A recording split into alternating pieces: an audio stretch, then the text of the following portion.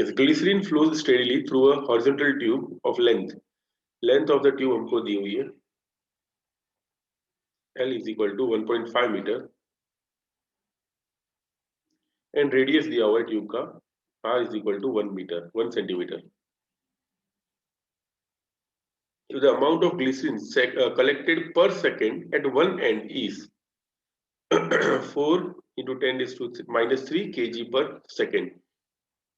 यानी एक एंड पे फ्लूइड कलेक्ट हो रहा है, that is mass collected in unit time is given, it is 4 into 10 is to minus 3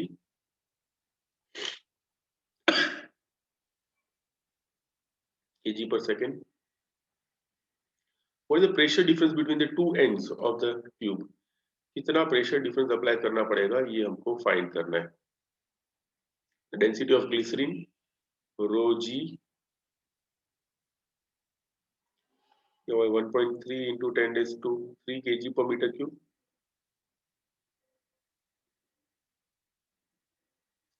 And viscosity of the glycerin, eta of glycerin is 0.83 Pascal second. You may also like to check the, अभी आपको check नहीं करना है कुछ भी, पहले solve करते हैं.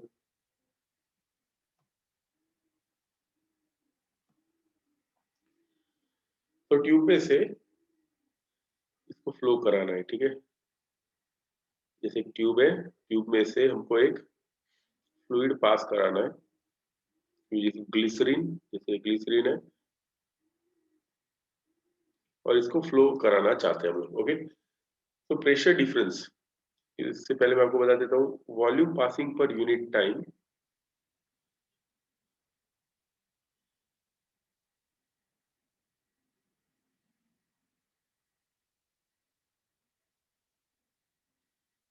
पर यूनिट टाइम, इसका फॉर्मूला होता है V by T, volume passing per unit time is equal to P by R raised to 4 by 8 eta L is the amount of volume passing in unit time. अब देखो ये वाला जो formula है, we can derive this formula. अगर आपको derivation चाहते हो कि चलो डिराइव करना है तो मैं डिराइव कराऊंगा, अगर डिराइव नहीं भी करते तो भी प्रॉब्लम नहीं है, you can remember this equation. तो पहले सॉल्व कर लेते हैं, और अगर आपको लगे कि नहीं ये कैसे आया वो पता करना है तो हम लोग आगे जाएंगे, ठीक है. तो फिर क्वेश्चन नंबर 10.14 पे चले जाएंगे. The volume passing per unit time is P by R raised to 4 by 8 eta L. P is the pressure difference required. देखो इन दोनों के बीच में, जैसे ये प्रेशर यहाँ पे P1 है, यहाँ पे प्रेशर P2, अगर प्रेशर का डिफरेंस हो तो ही ग्लिसरीन एक जगह से दूसरी जगह पे जाएगा. अब वो प्रेशर डिफरेंस कितना होता है, इट इज P. R क्या होता है, it is the radius of the tube, eta is coefficient of viscosity, L is the length of the tube, और ये है volume passing per unit time. तो हमको डेटा में दिया हुआ है मास अपॉन टाइम. याद करो, density is equal to mass upon volume. देखो मास क्या होगा, it will be density into volume. देखो mass passing per unit time will be rho v by t. Okay, so this is the formula for mass passing per unit time. तो mass passing per unit time का formula ये बोल सकते हैं, mass passing per unit time is equal to rho, और ये जो v by t है ये भी v by t है, जिसकी वैल्यू है ये वैल्यू हम लोग इधर रख देंगे. समझ में आ रहा है, v by t का वैल्यू ये जो है वो हम लोग यहाँ पे रख देंगे. v by t का वैल्यू है ये p by r raised to 4 by 8 eta L. तो rho into p by r raised to 4 by 8 eta L. Find करना है प्रेशर. प्रेशर को एलिमिनेट करो, p इज इक्वल टू ऐसा मिलेगा 8 eta L m divided by rho by r raised to 4 rho by r raised to 4 into t. ठीक है, तो भगवान का दिया सब कुछ हमारे पास है. 8 तो दिया ही होता है, eta L m और रो r ये सब कुछ दिया हुआ है. ठीक है, जस्ट वैल्यू पुट अप करो, you will get the answer. तो टेक द स्क्रीनशॉट. अगर कुछ डाउट हो तो बता. Yes, in a test experiment on a model aeroplane in a wind tunnel. Wind tunnel क्या होती है मैंने आपको दिखाया था। Okay, the air flow speeds on the upper and lower surfaces of the wing are, जैसे मान लो वो विंग है वो एरोफॉइल वाला शेप, अगर याद आ रहा है तो एरोफॉइल वाला शेप। ठीक है, ऊपर की तरफ वेलोसिटी कितनी है 70 मीटर पर सेकेंड, और नीचे की तरफ वेलोसिटी है 63 मीटर पर second. What is the lift on the wing if it's area, पूरे जो एरिया है, ठीक है, एरिया एक्चुअली ये 3 डायमेंशन है, ऐसा ऐसा है, ठीक है, this is the wing. Okay, ये पूरा ऐसा विंग है, ओके, एरोप्लेन का। तो पूरा एरिया हमको दिया हुआ है, A is equal to 2.5 metre square, और डेंसिटी लेनी है हमको 1.3 kg पर मीटर क्यूब। तो इतना सा डेटा हमको दिया हुआ है। ओके, चलो क्वेश्चन सॉल्व करने से पहले एक क्वेश्चन का आंसर दो जो मैंने पढ़ाया था, चेक करता हूँ अभी कितने लोगों को आता है। ऊपर वाले सरफेस और नीचे वाले सरफेस वेलोसिटी का डिफरेंस है, प्रेशर का क्या होगा, कौन से पॉइंट पे प्रेशर ज्यादा होगा, ऊपर या नीचे, in which portion will pressure be larger, upper part lower part.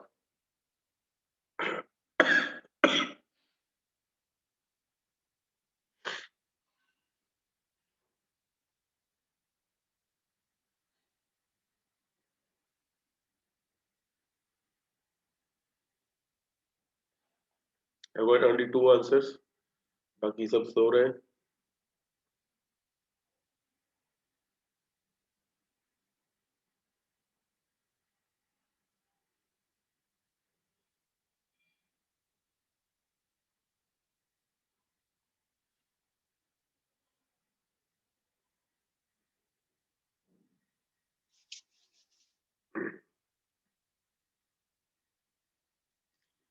Yes, lower end पे प्रेशर ज्यादा होगा, अपर एंड पे प्रेशर कम होगा, एज अ रिजल्ट वो हायर प्रेशर से लोअर प्रेशर की तरफ जाएगा। वेरी फ्यू आंसर्स, इसलिए ये इस डायरेक्शन में उड़ेगा, ठीक है, ऊपर की डायरेक्शन में उसे लिफ्ट मिलेगी। और आपको ये फाइंड करना है कि इसको फोर्स कितना मिल रहा है, ठीक है, to find out the force. देखो यहाँ पे लिखा हुआ है what is the lift on the wing. Okay, यानी लिफ्ट यानी हमको फोर्स फाइंड करना है, ठीक है, उसको लिफ्ट करने के लिए कितना फोर्स मिलेगा ये हमको फाइंड करना है। तो स्टार्ट करते हैं। अगर ये ऊपर और ये नीचे, ठीक है, ये दोनों पॉइंट में बर्नौलीज इक्वेशन लगा देता हूँ, ठीक है, सरफेस वन, ये surface two, applying Bernoulli's equation for part one and two.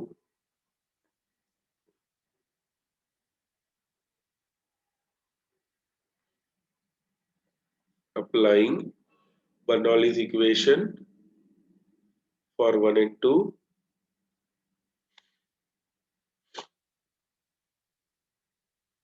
ऊपर वाले पॉइंट पे जो इक्वेशन होगा वह कुछ ऐसा होगा, P1 plus half rho V1 square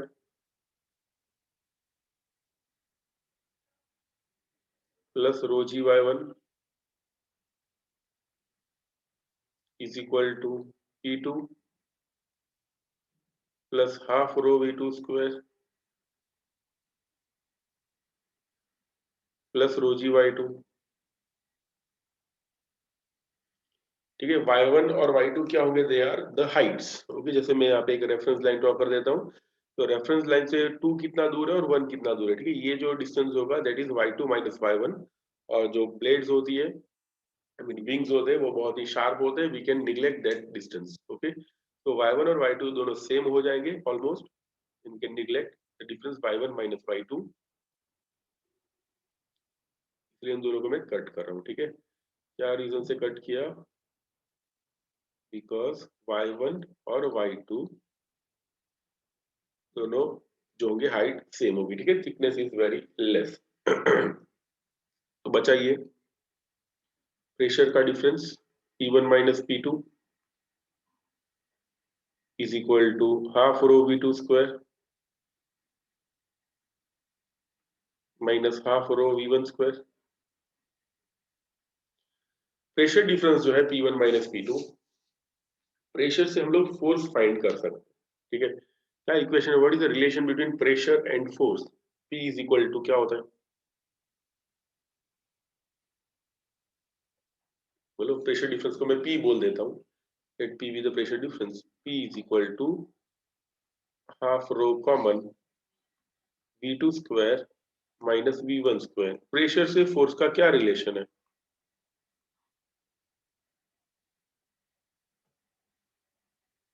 बोलो भाई। Relation between pressure and force.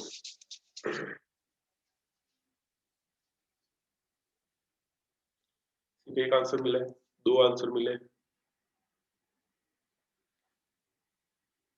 Directly related, चलो वो तो सही है, बट क्या इक्वेशन क्या होगा? यस, आस्था सही है, Jenny also correct answer. P is equal to F by F is equal to पापा, याद रखने को बोला था मैंने बहुत सालों पहले। एफ इज इक्वल टू पा, याद आ रहा है? ओके, तो प्रेशर को अगर मैं एरिया के साथ मल्टीप्लाई कर देता हूँ, विल गेट फोर्स। ओके, फिर P is equal to F by A, तो लेफ्ट हैंड साइड में P की जगह लिखूंगा एफ बाई ए। ये जो P दिख रहा है उसकी जगह मैं एफ बाई ए लिख देता हूँ, will get therefore F by A is equal to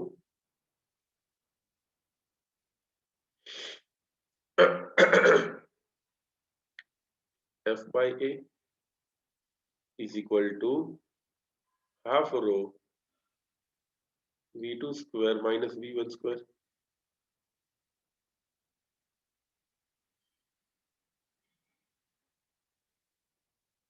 okay, तो फोर्स का इक्वेशन क्या हो जाएगा फाइनली?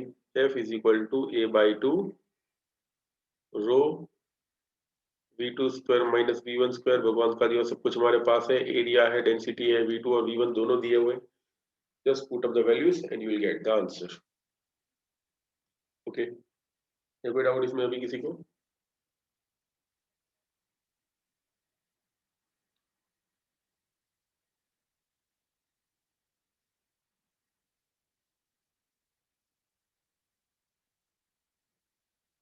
ओके, चलो अभी नेक्स्ट क्वेश्चन देखते हैं।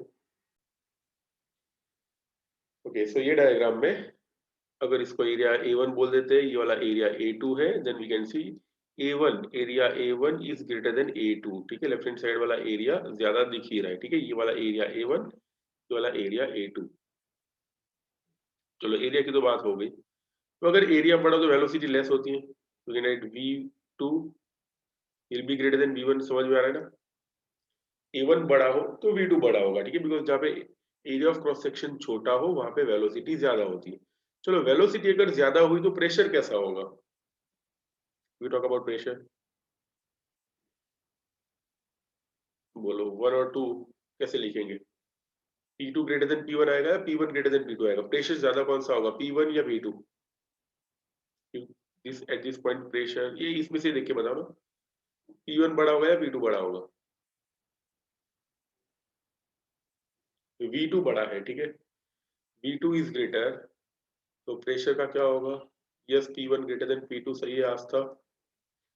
P जो 1 है वो P2 से बड़ा होगा, ओके, बिकॉज प्रेशर और वेलोसिटी का कुछ ऐसा रिलेशन है, जहां पे प्रेशर ज्यादा हो वहां पे वेलोसिटी कम होती है। ओके, तो P1 अगर ग्रेटर है P2 से तो हाइट का क्या होगा? What about height? प्रेशर ज्यादा लग रहा हो वहां पे हाइट ज्यादा होती है, प्रेशर कम लग रहा हो वहां पे हाइट ज्यादा होती है। If we compare H and H, height को अगर मैं लिख देता हूँ H एंड H, तो H1 बड़ा होगा या H2? यस दर्शी सही है, H1 will be greater than H2, H1 will be greater than H2, यानी मीनिंग ये हुआ कि 1 वाला जो पोर्शन है वहां पे हाइट ज्यादा होनी चाहिए, ठीक है। ये 1 वाला पोर्शन लिया था हम लोगों ने और ये लिया था 2 वाला पोर्शन, तो 1 वाले पोर्शन की हाइट ज्यादा होनी चाहिए compare to 2, therefore this is incorrect, ये गलत है। और दूसरा वाला अगर देखें तो यहाँ पे हाइट H1 है, यहाँ पे हाइट H2 है, तो दिख रहा है देखो H1 is greater than H2, तो this is our answer. Okay, logic समझ में आ गया? एरिया ऑफ क्रॉस सेक्शन बड़ा हो तो वेलोसिटी कम होती है, तो प्रेशर ज्यादा होता है तो हाइट भी ज्यादा होती है, ठीक है। That is the logic behind this question. है किसी को कुछ डाउट?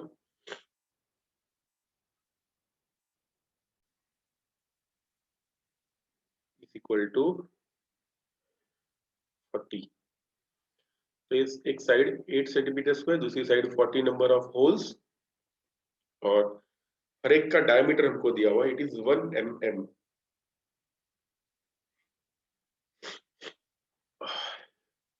डायमीटर दिया हुआ है, d is equal to 1 mm।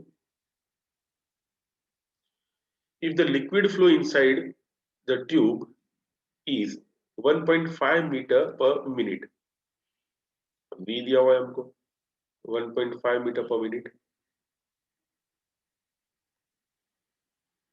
What is the speed of ejection of the liquid through the holes, holes में से जब वो फ्लूइड बाहर आएगा तब उसकी वेलोसिटी क्या होगी, ये हमको फाइंड करना है। ओके, तो इसको मैं area of cross section A1 बोल देता हूँ। वहां पे वेलोसिटी है V1, ये डायमीटर है D2 दूसरा एंड वाला, और दूसरे एंड पे क्या वेलोसिटी होगी that we want to find out. ये तो क्वेश्चन कुछ ऐसा दिया हुआ है, there is a cylindrical tube,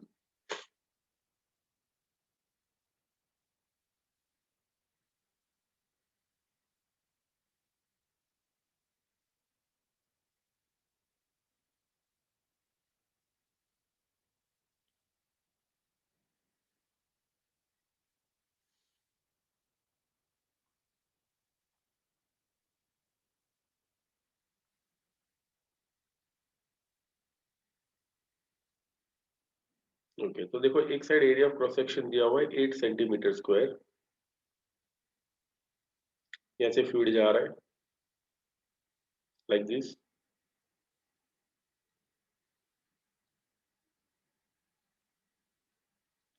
और दूसरे एंड पे छोटे छोटे होल्स किए हुए हैं, ठीक है। देयर आर सच 40 होल्स, ऐसे होल्स है, और होल्स में मैंने 3 ही बनाए बट एक्चुअली 40 होल्स है, और यहाँ से ऐसे फ्लूइड बाहर आ रहा है।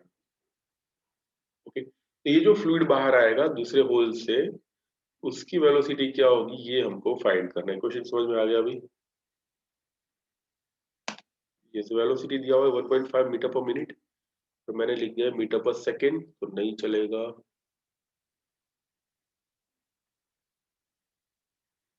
Thank you Astha, metre per minute है।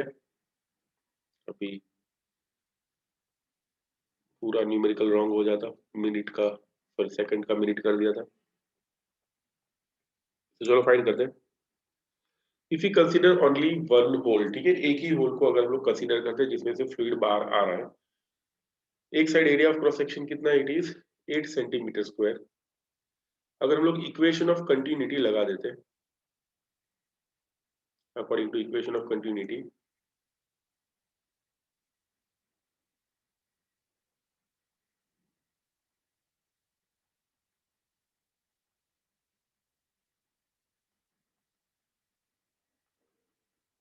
इक्वेशन ऑफ कंटिन्यूटी लगा दें, यानी A1 V1 is equal to A2 V2, equation तो हमको पता ही है। A1 यानी लेफ्ट हैंड साइड वाला एरिया, ठीक है, ये वाला एरिया, ये वाला एरिया कितना, it is pi r square, यानी पाई, ये हमको दिया हुआ, हम लोग क्यों मेहनत कर रहे हैं, A1 हमको दिया हुआ है, ठीक है, 8 सेंटीमीटर स्क्वायर, तो रेडीमेड वही वैल्यू रख देते हैं। लेट्स पुट 8 इंटू 10⁻⁻⁴, सेंटीमीटर को मैंने मीटर में कन्वर्ट कर दिया, सेंटीमीटर स्क्वायर को मीटर स्क्वायर में कन्वर्ट किया।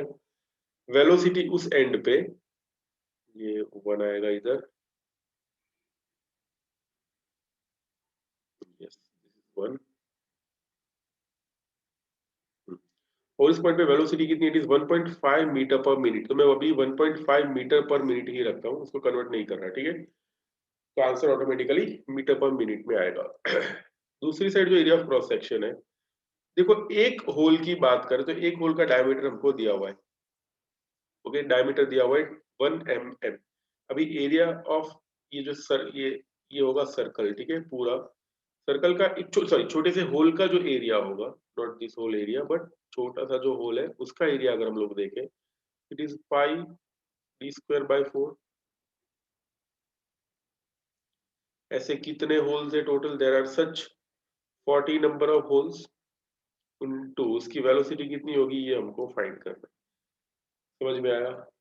मैंने टोटल एरिया लिया हुआ है, ठीक है, ये जो है this is the area of one hole, ठीक है, एक होल का एरिया इतना है, ठीक है, this is the area of one whole.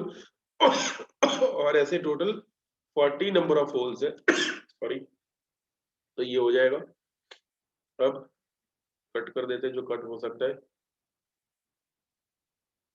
ये हो जाएगा 10, तो V2 की वैल्यू हो जाएगी 8 इंटू 10⁻⁻4 इंटू 1.5 बाय पाई यानी 3.14। मैं क्यों वैल्यू रख रहा हूँ, आप लोग मेहनत करना जरा, ये pi D square into 10, value put up करो, you will get the answer. Okay okay, when a U-shaped wire is dipped inside a soap solution and if it is taken out, तो ये जो ये वाला पोर्शन है यहाँ पे ऐसी फिल्म बन जाएगी, ठीक है। और ये वाला जो रॉड है ना, इट इज स्लाइडिंग रॉड, ठीक है, ये इसके ऊपर ऐसे स्लाइड हो सकता है। अगर मैं इसको ऐसे करता हूँ तो क्या होगा, ये जो फिल्म दिख रही है इट विल गेट स्ट्रेच्ड, समझ में आ रहा है, फिल्म जो है वो यहाँ तक स्ट्रेच हो जाएगी। ओके, अगर इसको मैं खींचता हूँ तो ठीक है, फिर वापस अपनी पोजीशन पे ले आओ तो वापस अनस्ट्रेच हो जाएगी। तो in such way there is some elasticity there with the film. आगे देखते हैं कितना सपोर्ट कर रहा है ये। A thin soap film formed between the wire and light slider supports a weight of 1.5 to 10 is to minus 2 Newton। यानी अगर मैं ये जो स्लाइडर दिख रहा है, ये पूरा जो सिस्टम है उसको मैं एक टेबल पे रख देता हूँ, पहले तो ये करना है, इसको मैं रख देता हूँ एक टेबल पे ये रख दिया एक टेबल पे। ओके, अरे यार, इसको क्या हो गया, टेबल पे रखने के बाद यहाँ पे मैं पुली लगा देता हूँ थोड़ी और बड़ी।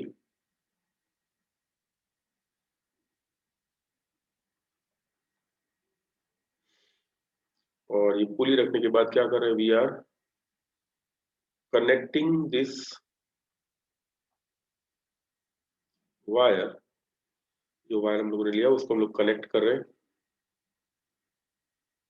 विद द पुली। और इसके नीचे हम लोगों ने कुछ मास लगा दिया है, कितना वेट रखने वाला है, we are keeping a weight of 1.5 into 10⁻⁻2 newton अभी यहाँ पे दिया हुआ है। इसका ये जो दिख रहा है ना रॉड, इसका और इसका, इन दोनों का मिला के टोटल वेट है 1.5 इंटू 10⁻⁻2 न्यूटन, ठीक है।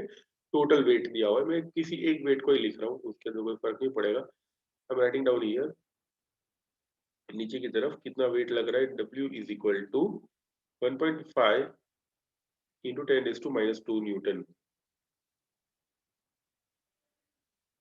Okay, the length of slider is 30 centimetre, ये जो स्लाइड हो रहा है इसमें इतनी जो लेंथ है इट इज 30 सेंटीमीटर। क्वेश्चन ही कितना बड़ा है, डेटा भी खत्म नहीं हुआ है। ये सो इतनी सी लेंथ है 30 centimetre. What is the surface tension of the film, ठीक है, ये जो फिल्म दिख रही है उसका सरफेस टेंशन क्या होगा, ये हमको फाइंड करना है। अब सरफेस टेंशन का फॉर्मूला क्या होता है, surface tension T is equal to F/L, ठीक है। अगर शायद मान लो फॉर्मूला नहीं पता हो, ये सॉरी डेरिवेशन तो है भी नहीं इसके अंदर फॉर्मूला में, डायरेक्टली है formula, F is equal to T L, टाल मैंने बहुत पहले आपको बताया था, F is equal to T L, ठीक है, you know this formula better, F is equal to T L. और एक बात, ये जो है film it is in contact with air, ठीक है, ये जो है ना बाहर वाला पोर्शन, ओके, यहाँ से भी एयर और पीछे से भी एयर है, ठीक है, there are two free surfaces with air, ठीक है, एयर के साथ दो फ्री सरफेस बन रही है। So we can write F is equal to T into L, but as there are two free surfaces, as there are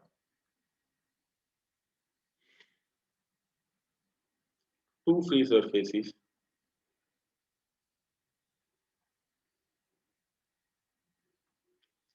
we can write F is equal to 2TL हो जाएगा, दो free surface है, दोनों side से वो air के साथ contact में है, therefore F will become 2TL। और ये फोर्स हमको दिया हुआ है, कितना दिया हुआ है, F is equal to 1.5 into 10⁻² newton, वही वेट है ना। ओके, इन दोनों को अभी कंपेयर कर देते हैं। therefore 2TL is equal to 1.5 into 10⁻²। Surface tension find करना है, सरफेस टेंशन का फॉर्मूला हो जाएगा 1.5 into 10⁻² by 2L। लेंथ हमको पता है, वैल्यू पुट अप करो, you will get the answer. Okay, yes, drops and bubbles वाली थियरी बाकी हो तो अभी बता देना। तो पहले मैं वो कॉन्सेप्ट कराऊंगा, उसके बाद numerical. Yes, 10.19. What is the pressure inside the drop of mercury of radius 3 mm at a room temperature? Pressure inside the drop of mercury find करना है, PI। इसका रेडियस दिया हुआ है R is equal to 3 mm। इसको तुरंत metre में convert कर देना, नहीं तो प्रॉब्लम होगा। Surface tension of mercury at room temperature is, surface tension is 4.65 into 10⁻⁻1 Newton per metre. Surface tension हमको दिया हुआ है। The atmospheric pressure is, यानी pressure outside, okay, it is given 1.01 into 10⁵ Pascal। Also give the excess pressure inside the drop। excess pressure का मतलब होता है PI minus PO। okay, PI minus PO को बोलते हैं excess pressure।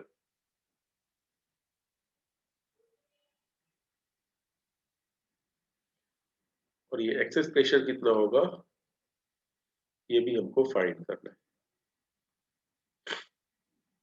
okay, चलो start करते हैं। सबसे पहले फॉर्मूला फॉर ड्रॉप, देखो मर्क्यूरी जो है वो ड्रॉप होता है, मर्क्यूरी का बबल नहीं होता है, और यहाँ पे स्पेसिफाई भी किया हुआ है, इट इज अ ड्रॉप। सबसे पहले ड्रॉप का फॉर्मूला लिखेंगे। फॉर अ ड्रॉप, अगर ड्रॉप हो तो PI minus PO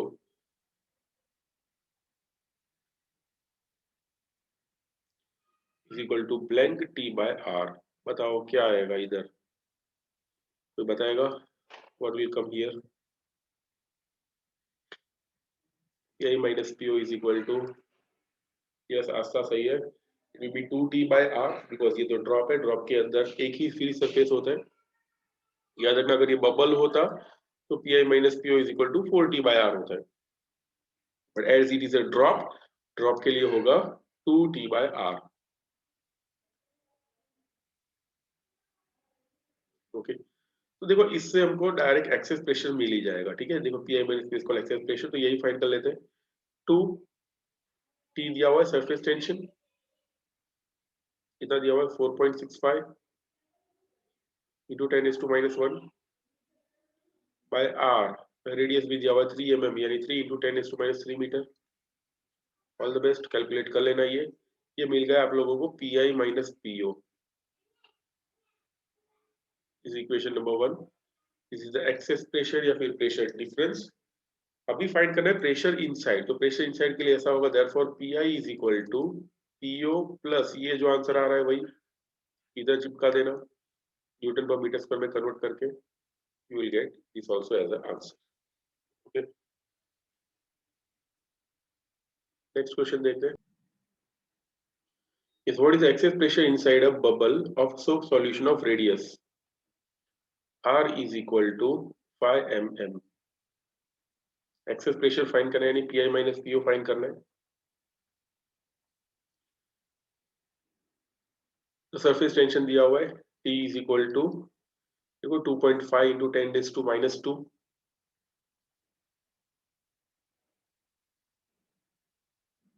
Newton per metre. This is the surface tension given to us. If an air bubble of the same dimension, okay पहले ये find कर लेते हैं। ठीक है, इसका पार्ट, एक पार्ट ये है, इसका एक्सेस प्रेशर कितना होगा। तो PI माइनस PO क्या हो जाएगा, PI minus PO is equal to 4T by R। तो मेंशन कर देते हैं for a bubble, for a bubble PI minus PO is equal to 4T by R. T दिया हुआ है, R भी दिया हुआ है, दोनों वैल्यूज रख दो, you'll get the excess pressure. ये एक आंसर हो गया. ठीक है, अभी दूसरा आंसर. दूसरा क्वेश्चन ये है, if an air bubble of the same dimension were formed at a depth of 40 centimeter inside a container containing a soap solution, इसकी relative density भी दी है, what would be the pressure inside the bubble? तो चलो ये soap solution है, पानी नहीं है, तो जैसे ये सोप सॉल्यूशन एक कंटेनर में रख देते हैं, और ये जो बबल है वो कहाँ पे, नीचे, like this is the bubble. कितनी डेप्थ पे बन रहा है? It is at a depth of 40 centimetre. तो लिख देता हूँ H is equal to 40 centimetre. Density दी है, यानी ना रिलेटिव डेंसिटी दी है. अगर रिलेटिव डेंसिटी दी हो ना, रो रिलेटिव दिया हुआ है 1.20, तो डेंसिटी कितनी होती है? It is relative density into density of water. याद रखना, डेंसिटी अगर ऑब्जेक्ट की फाइंड करनी हो और रिलेटिव डेंसिटी दी हो, तो रिलेटिव डेंसिटी को वाटर की डेंसिटी के साथ मल्टीप्लाई कर दो. You get 1.2 into density of water होती है 1000, you get 1200 kg per metre cube.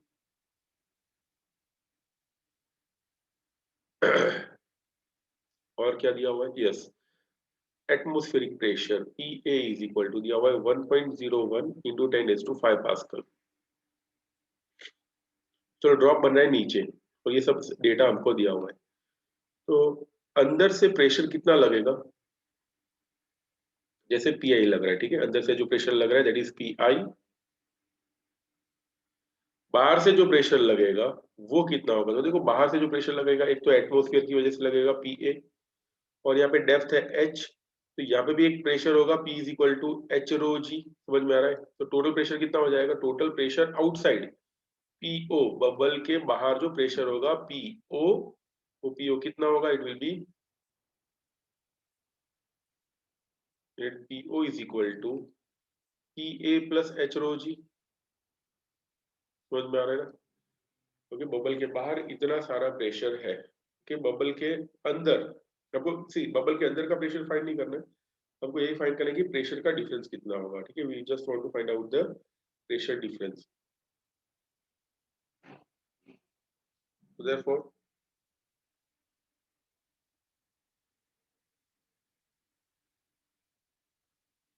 PI is equal to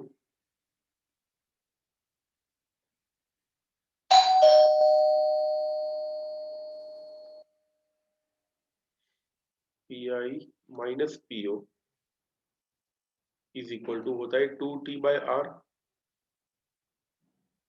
okay, अब देखो मैंने बबल ही है, बबल के लिए 2T by R क्यों लिखा? बिकॉज यहाँ पे बाहर की तरफ तो क्या है? That is solution.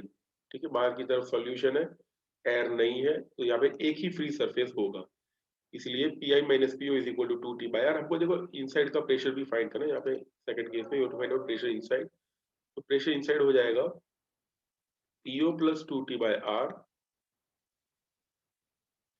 That will give PA plus H rho G plus 2T by R. बाकी सारी वैल्यूज दी है, पुटअप करके फाइंड कर लेना आंसर.